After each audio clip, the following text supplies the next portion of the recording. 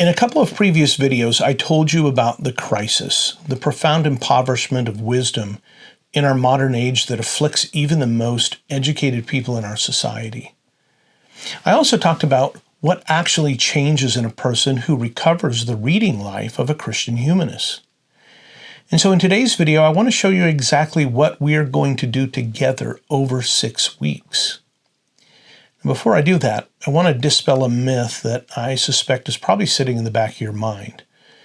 Maybe you've said to yourself, I've tried this before, right? You've made reading lists, you've purchased the books, you even started journaling, but somewhere around the second or third week, life intervened, and then the whole project was just scrapped, maybe even slowly. Or maybe you thought you'd pick it back up again when life slowed down, but of course that never happened. Look, I want to tell you that you're not undisciplined and you don't lack commitment. That's not what the issue is. What you probably lacked was the right structure, the right community, and a guide who had been down this road before and knew exactly where the pitfalls were. And that's exactly what the Christian Humanist Reading Life provides.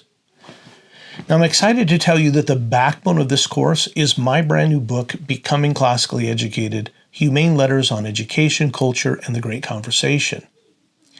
Becoming Classically Educated is a collection of essays that I've spent years writing, and they've been edited into a single volume by Roman Roads Press, and it's due to be released next month in June.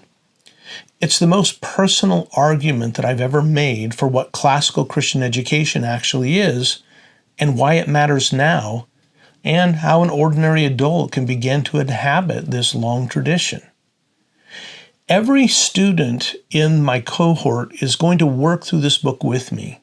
We're going to go through it week by week, and we're going to examine it as a series of provocations, a series of pathways into the great conversation, into the great tradition. And most of what you'll read will be the essays themselves. So in some weeks, I'll supply you with some supplementary text from one of the greats, like Augustine or Lewis, maybe even Pieper or Sertalanges, but we're going to supply those to deepen the conversation. And yet the spine is going to be my new book, and you're going to be the first to get to explore it. And you get to have the author as your guide. So with that, let me tell you how the 6 weeks are going to work. Okay, week 1, I've titled What a Human Being is For. And so we begin with the question that every other question is going to be built on. What kind of creature is a human being? And what is a human being for? And so we'll draw on the opening essays of Becoming Classically Educated and trace the answer that the classical and Christian tradition has given for 2.5 millennia. That human beings are made in the image of God for wisdom, virtue, and the knowledge of the true, good, and beautiful. And so week 1 is the anthropological foundation of everything else that's going to follow. And when we get that right, it's going to change everything else that we read. Week 2, I'm calling Live Not by Lies: Truth, the Logos, and the Life of the Mind. And this is because modern distraction is not, as they say, a flaw, but a feature. It's a carefully engineered condition, and I would say so is modern relativism. And in week 2, we'll take up the essay Toward a More Certain Knowledge of the Truth and ask what it means to build an intellectual life on the conviction that truth is not a set of propositions to be mastered, but a person to be known. And together, we're going to build a daily reading rule, a systematic and sustainable rhythm. And you'll discover that reading is not just an amusing activity, not something to kill the time, but what Josef Pieper called an act of genuine leisure, a form of receptive presence that makes wisdom possible.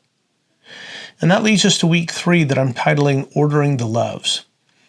St. Augustine's great insight is that sin is not primarily the doing of bad things, but it can even be the loving of good things in the wrong order. And so real education is actually the reordering of the loves. And so this week is going to work through the longest and most culturally ambitious essay in the entire book. We're going to trace the concept of the good from Plato and Aristotle through St. Augustine's Order Amoris, all the way to the contemporary distortions of self-actualization and therapeutic happiness. And so this is the most personally confronting week of the 6, because you're going to map your actual loves against your intended loves. And from there, you'll begin to see clearly where formation is needed. That gets us into week 4, Words Create Worlds, Language, Beauty, and the Liberating Arts. And I've emphasized this before, but classical Christian education is at its root a language-centered education. So what do I mean by that? I mean, words are instruments of communication, yes, but more importantly, they are in the deepest sense constitutive of reality. And so drawing on an essay titled Cosmos or Chaos, Words Create Worlds, and another essay called Toward a Recovery of Beauty, we're going to explore the way in which the liberal arts are more than an ornament on the edifice of education. It's really the foundation, the very disciplines by which a human being learns to perceive truth, love goodness, and recognize beauty as an objective reality, not just a private preference. And so that gets us into week 4, into the Great Conversation, where we demystify the great books, and I walk you through how to actually read difficult texts, how to read closely, and to be changed by those texts. You're going to do a guided close reading of a central text like Plato or Dante, and then alongside them, a Christian humanist like C.S. Lewis, J.R.R. Tolkien, or Flannery O'Connor on their works on literature as formation. And that way, we can experience the primary means by which the soul is trained to see goodness and beauty as real. So in week 5, you're going to really learn to read with your whole person, not just with your intellect. Finally, in week 6, I'm titling A Rule of Life for the Christian Humanist. And so the course concludes with a commission. And drawing on the book's essays on science, justice, and history, will turn from personal formation to applied judgment. And from there, to your own vocation. You're going to leave with a rule, a personal rule of life, a document that defines your reading practices, your daily and weekly intellectual disciplines, your community of conversation, and the text that you're going to pursue in the months ahead. In other words, I'm not going to just pump you up with a bunch of inspiration in this course. I'm going to help you create a personal plan. And so each week includes a 90-minute live session with me, discussion, teaching, questions, plus a short written assignment designed to move the ideas from your head into your life. And so the assignments aren't academic exercises, they're formation practices. And so you'll have access to a private community space where conversation can continue between the sessions, where you can share what you're reading, ask questions, and find out you're not alone in any of this.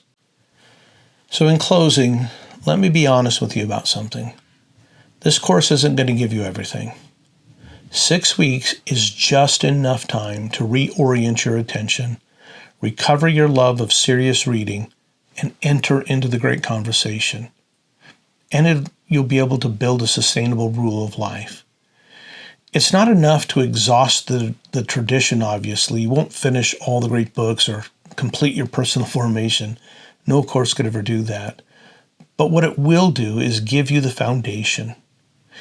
It'll give you the practices. It'll give you the community.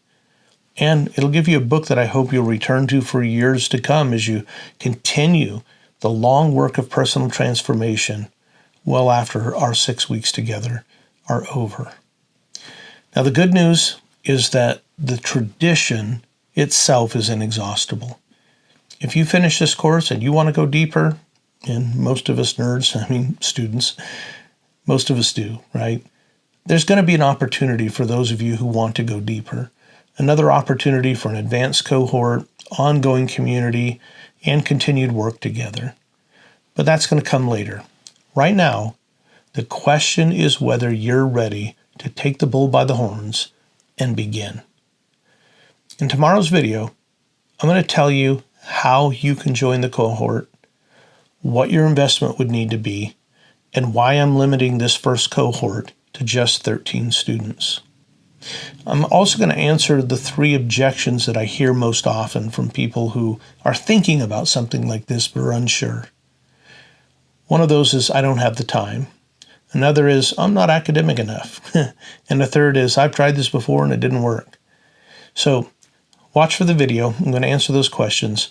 And in the meantime, if you have any questions about the course, about the book, Becoming Classically Educated, about whether this is right for you, just shoot me a message in the comments and I'll be happy to answer you personally.